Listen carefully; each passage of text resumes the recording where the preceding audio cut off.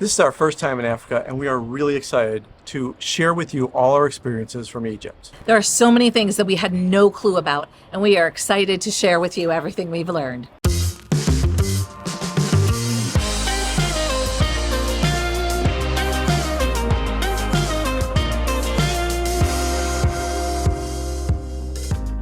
Welcome back to Finding Gina Marie, where we share our lives as full-time travelers and the connections we make along the way. If you're new here, welcome. I'm Judy. And I'm Kevin. Like so many other people, seeing the pyramids and the Sphinx have been on our bucket list forever. I was a little uncomfortable going to Egypt because it was someplace I didn't know about. It was very different from Europe, and I have to admit, I had some anxiety. We also didn't really have a lot of time to prepare for this trip, so there was a lot we didn't know. We started off by just asking people who had been to Egypt some of their best advice. And we have learned so much in these first 2 weeks that we spent in Egypt. So here we are on a rooftop patio in Cairo, bringing you all the do's and don'ts that we've learned over the past couple weeks. This is the first of several episodes from Africa. So if you haven't already subscribed, you'll want to do that now so you don't miss any future episodes. We're going to break this down into don'ts and then do's. So let's let you start off with the don'ts. Don't waste your money and get an eVisa in advance of arriving. It is super easy to get a visa on arrival, and it's much cheaper as well. Yeah, a lot of the online services will say they're going to save you time and effort, but we really didn't spend that much time and effort. So as soon as we get off the plane, we followed the signs to visas and passport control, looked around a little bit, got a little confused because it said visas and banks, and we didn't know which window was which. I was a little bit afraid that maybe they were going to sell me an eVisa, but they were there to really just give you a straight up visa. The banks are handling the money, so they're also giving out the visa stamps. And they look just like tellers in a regular bank. The thing is, they want cash. They do offer to take a credit card, but we watched a couple ahead of us use a credit card. It took a lot longer. There was some fussing back and forth. There was more confusion. Just take cash. It's not that expensive. Right. It's $25 per person. And you also don't have to be at the mercy of a machine that doesn't work or there's no ATM. So if you actually have to get money, you're kind of out of luck. So at the Visa spot, the bank, they just basically wanted our money. They gave us the sticker to go ahead and take over to passport control. And that was it. Nothing else. No muss, no fuss. When you fill out an eVisa form, they actually want to know how long you're staying and a whole bunch of information that you have to upload. But really, the bank just wanted your cash. And then once you get that sticker, you walk a few feet over to passport control, where then they go through and look at your passport, ask you how long you're staying.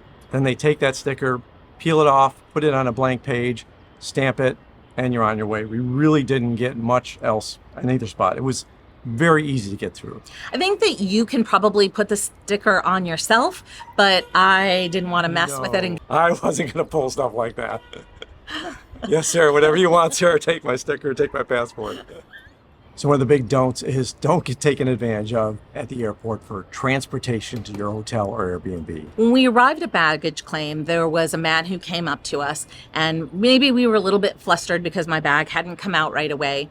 And he had a Ministry of Tourism badge on him, and there was a booth right behind him with the same name. I wasn't expecting somebody at the luggage belt. So I was a little bit flustered, and I felt like maybe he took advantage of that. We thought outside we're going to get overrun by taxis and people trying to help us and all the rest.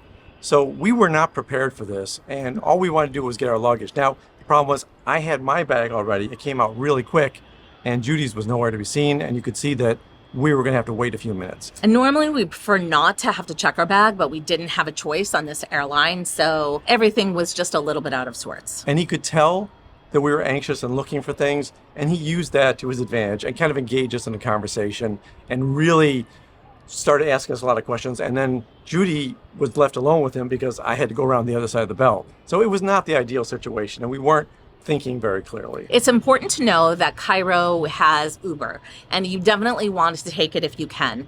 An Uber ride, even though we were going 45 minutes, was only going to be $7. And that's like 150 to 200 Egyptian pounds. And if you want to give them a tip of something like 30 Egyptian pounds, which is a good tip on Uber, that equals about $1. So you're really not hurting when you pay for the Uber rides. And even if we would have arranged a private car, it would have cost less than what this person was charging.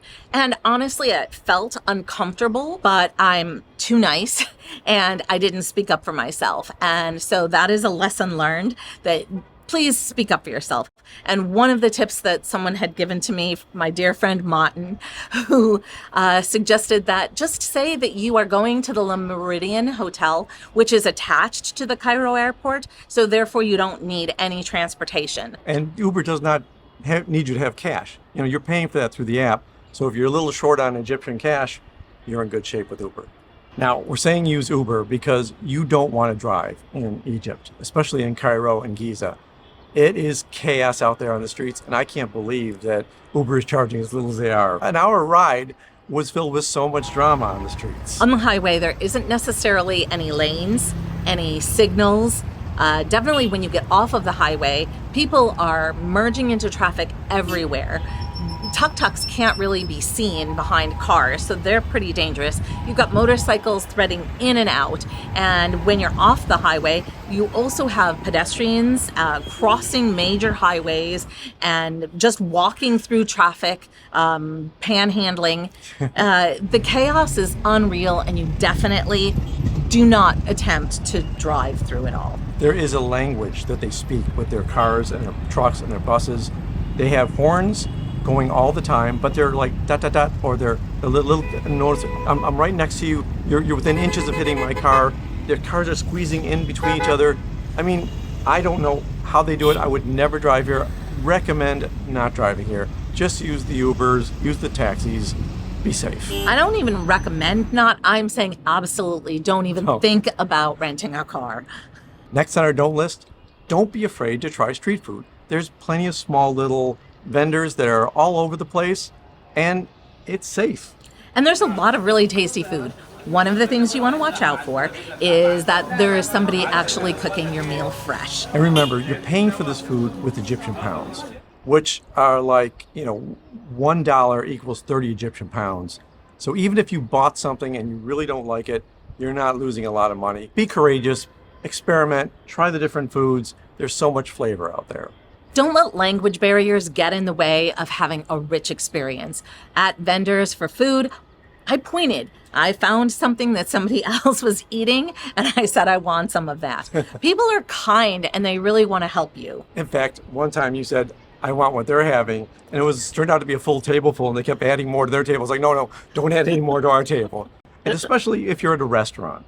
Most of the menus have pictures or something you can point to. You can also use Google Translate, and it will be able to take a photo of something and then give you some of the English words from the Arabic to make it a little bit easier for you to make a guess. The other option is you can just trust your waiter and just try something new. Yeah.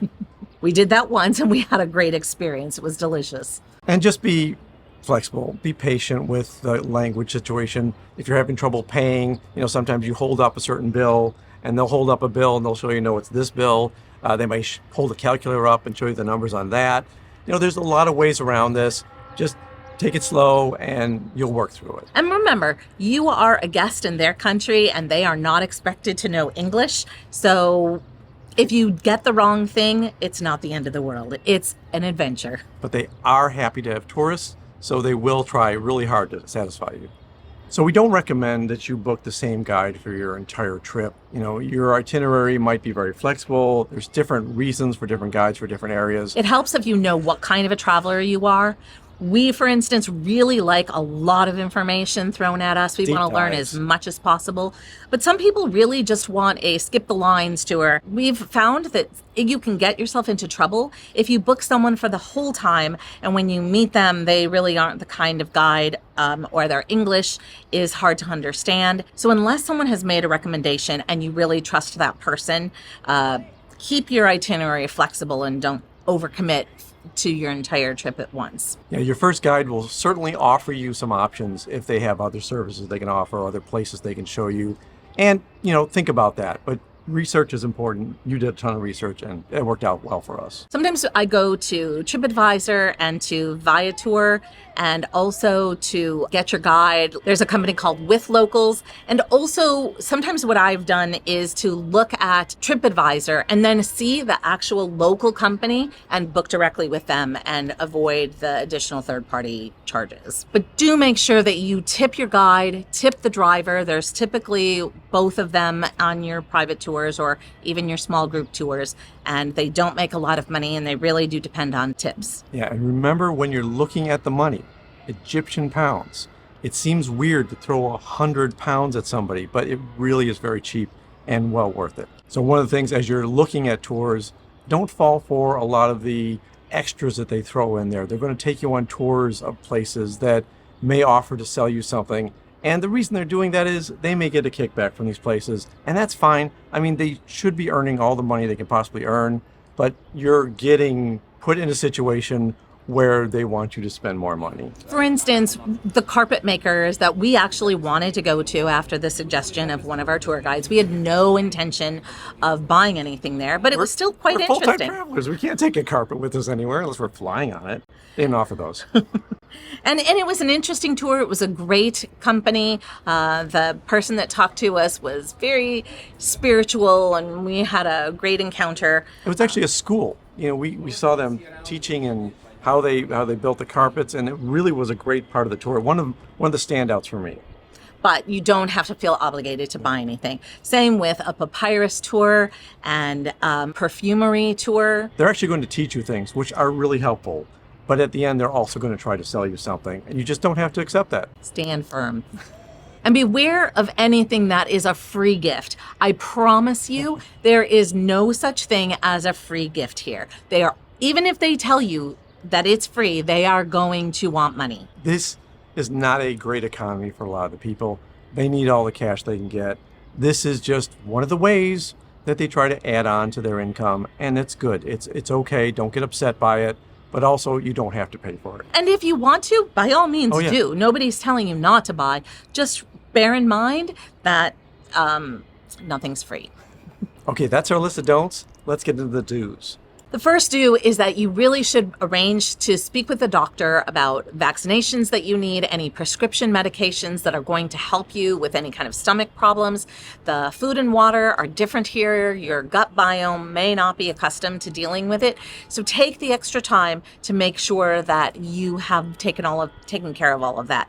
It's not necessary to really worry about yellow fever. This is not a dangerous area for something like that, but you really want to take care of your gut health. And give yourself enough time to do this. We were kind of in a crunch, and we ended up having to do this in Rome, and luckily got the right place. If you're interested to know how we got vaccinated and met with a travel doctor while we're traveling the globe outside of the U.S., check out our last video on how we got vaccinated in Rome.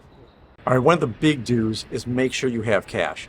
This is not the kind of place where you can pull out the credit card a lot, and you want to get to an ATM as soon as you can, get Egyptian money, and then you're set to go. And get a lot of Egyptian money out of the ATMs. My typical pull from an ATM was 2,000 Egyptian pounds and sometimes 3,000 Egyptian pounds, because if you go to a restaurant, you might spend 1,000 Egyptian pounds or 1,100 Egyptian pounds, about $40 on a really nice meal. Really nice meal. In a lot of cases, really, really cheap. You can get falafel on the street for 4 Egyptian pounds. So nothing. Yeah. Now, when you go to these ATMs, a lot of them are really nice because they have a cover on the back, so you can kind of stand in front of it with some privacy.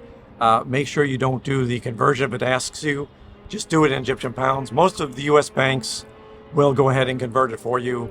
The fees are minimal, and when I was taking money out, my bank was barely charging me anything, maybe $1, $1.50 for conversion, and I was getting $65 out of the bank each time on these wads of money that I was taking away from the cash machine. I also felt very safe in front of the ATMs.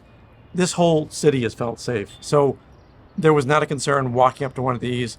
People stay back. They're not looking over your shoulder or anything. That seems like a very polite way to react when people are taking money out. We didn't know better, so when we arrived in Egypt in the evening, we didn't really make it a priority to get cash. So when we went to the coffee shop, which is a primary thing, first thing in the morning, they did not have a card reader and we needed to pay cash. Yeah, we tried to give them euros, and they didn't want that either. We kind of got spoiled by the airport where they would take American dollars, euros, kind of anything you had. And these shops aren't equipped for that. They have Egyptian pounds, and that's what you pay in. And while we were at this coffee shop, I offered to let Kevin go and I would stand there and wait. But they insisted that Kevin and I both go together. They were like very understanding and polite. But I just tried to give us directions. Right. You know. But I just wouldn't recommend that you put yourself in that kind of a bind. But it just shows how kind they are and how willing they are to help you. Our directions only took us so far, so I approached a woman and asked if she spoke English. Fortunately, she did. She just pointed to where the ATM was and actually took us with her. Since she was going there anyway, she let us go first, and she was really not interested in any money or any kind of tip for it, so that was very sweet. And we did make it back to the coffee shop, paid them, and that was a good experience too. Do wear sturdy shoes and watch where you're walking. There are sidewalks sometimes, but usually they're also high curbs. So you're stepping down into a drive and then stepping back up to a sidewalk. And the sidewalks might have broken tiles. You may have to walk out in the street. You may be on gravel. There's a lot of things going on. And if you're in the more non-city areas like we're living here near our Airbnb, then there's maybe animal droppings and other things that you need to look out for. They still use some donkeys in our area to pull carts. And they have bigger droppings than the dogs. There's a ton of construction here. There are holes just in the middle of the street. You really want to watch where you're going because you can get hurt if you're not careful. So another do is make sure you get bottled water. As Judy mentioned earlier, your stomach biomes aren't necessarily going to work well with the local water system. So we've been sticking to bottled water instead of pouring out of the tap. Make sure that the cap is unbroken. Somebody had given us some and the water definitely didn't look Yeah, great. They definitely filled this bottle with some tap water, and we're like, yeah, no. They didn't necessarily pass it off as it was brand new water, but whatever it was, we didn't want to drink it. It's also recommended that when you brush your teeth, you should be rinsing it in a small amount of bottled water in a cup. Now, Kevin is playing fast and loose. He doesn't think that's necessary, but I think it makes sense to go that extra mile and avoid ice in your glasses as well. Just keep yourself safe. I'm not swallowing a lot of water when I'm brushing my teeth, so I didn't think that was a big problem. And I didn't get any ice in any of my drinks. I did get some fruit smoothies, which were delicious, and I had no problems. But somebody else got hit with the Pharaoh's Revenge one time, and I've been doing just fine. So you take that as you may. But that is also the advocacy to get medicine before you leave so that you can treat that straight away. Yeah.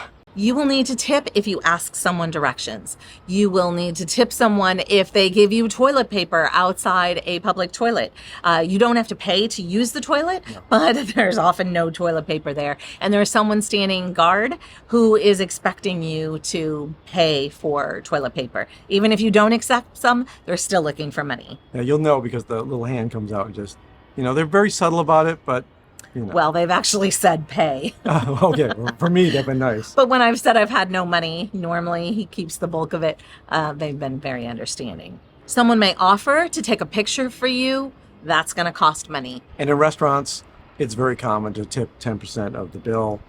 I was basically rounding up a lot to make our bills easier. So again, very few places are going to take credit cards. And the one time we actually tried to use it, you actually had to walk to a spot in the restaurant where the reader would connect to Wi-Fi. So it's easier with cash and tipping's easier. So basically, if it's like a $1,000 bill for your restaurant, again, about $40, you tip them $100 and that's good. You may see a service charge on your bill, but that money goes to the restaurant and not to your server. So tip the 10% or more on top of the total amount of the bill. And also make sure you tip your Uber driver. Like I said before, they're not making a whole lot of money off of these rides. You take an hour ride and you're basically paying $7. That's just not a lot of money. A lot of our rides around town have been only about 30 to 40 Egyptian pounds.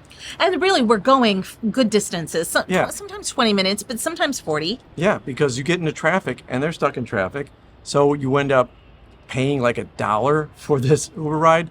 I often have been paying 30 Egyptian pounds as a tip, even if the ride itself just costs 30. Also, if you are going to photograph someone, please ask them first and then tip them. And be careful with photography in general because people aren't comfortable with the camera being out. And you just want to be respectful. Definitely. Now, this isn't a big problem for us, but if you are a light sleeper, do make sure you have earplugs because You may have heard during this recording, this city can get really loud. There's prayer announcements that go on 5 times a day. Beginning at 5 a.m. Yeah, so just make sure that you're comfortable with a noisy environment. Make sure that you can get some sleep the way you need to. We love it, but the city doesn't sleep. So there are restaurants open till 4 o'clock in the morning. You can expect hustle and bustle at all hours. Yeah, they start their day late and they end it very late. But for some reason, you can still get breakfast at 8 a.m. if you want to. You may already know that Ramadan is a period in Egypt where there is fasting, and that happens from sunup to sundown.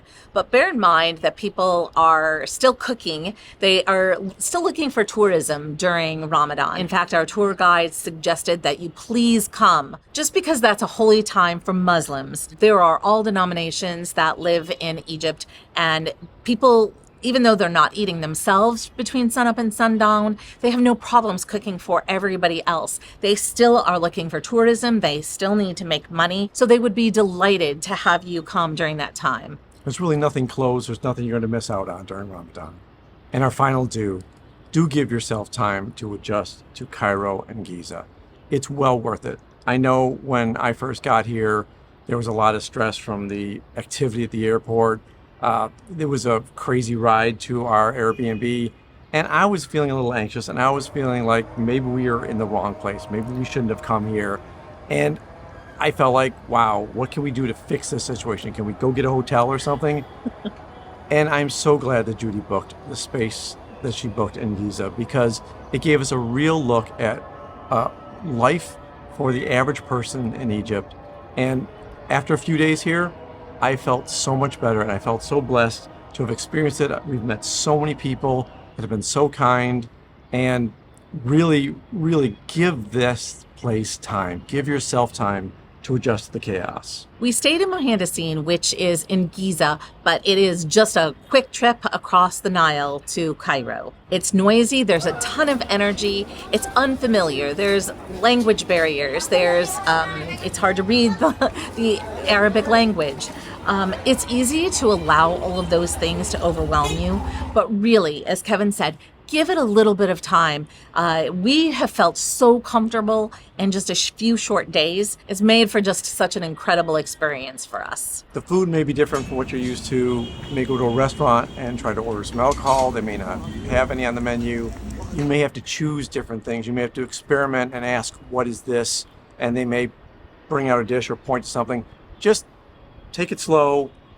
Be open to what they have to offer, because every time I stretched myself, every time we stretched ourselves, we experienced so much more, and it really has made a difference. It may look a lot different from other places that you've been to, but that's the part of the reason that you are adventure seeking and exploring. So overall, Cairo and Giza are great places to visit. There's so much that they offer. There's so many things to see, so many new things to experience. And Egypt overall is a very safe country. We have not felt unsafe at all here. So even though some people may have warned you that there's problems, it really is very safe. Felt much safer here than even other places. If you have a list of places that you want to visit, make sure that you consider adding Egypt to it. It will not disappoint you. And if you haven't already, please subscribe.